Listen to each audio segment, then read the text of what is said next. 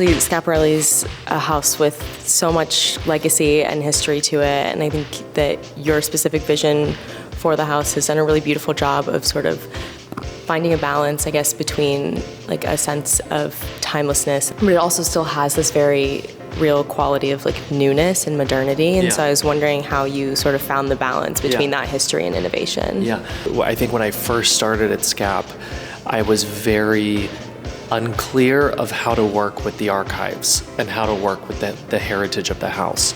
And it took me a few seasons, but it really is something that you shouldn't be afraid of. I love working for a house that has this kind of heritage, putting your own story and your own experience into the context of a bigger picture story, like the work of Elsa or whatever designer you love. There's power in that, and to not be afraid to stand on the shoulders of those who came before us.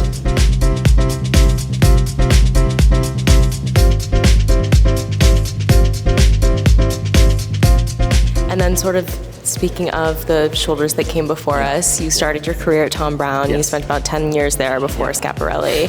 How do you think that experience working with like really fine expert tailoring has sort of shaped your practice at Schiaparelli? I think that going to a place like Thom Browne was so relieving for me, because as every young person who's grappling with their identity at school and the expectations of your career, it actually is amazing to go to a company and try things out, make mistakes, learn on other people's budgets. And the other thing I would say too is there's no rush, because in your 20s, you move to New York, you do whatever, you build your life, you build your friendships.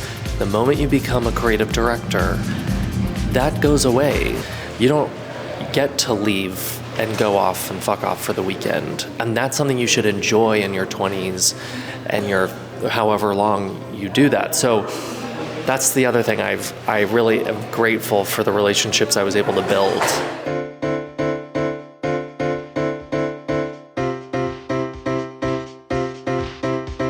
Congratulations on your CFDA award. Thank you very much. I watched your speech. It was really inspiring. It was so beautiful to hear you talk about your experience sort of before you actually got appointed at Schiaparelli, sleeping on a mat in your friend's apartment. So I was wondering if you could talk a little bit about just how that experience maybe has fueled your ambitions at Schiaparelli, and if you have any advice for any other creatives who might be in similar positions themselves right now. I would want everyone to know that starting is the hardest part.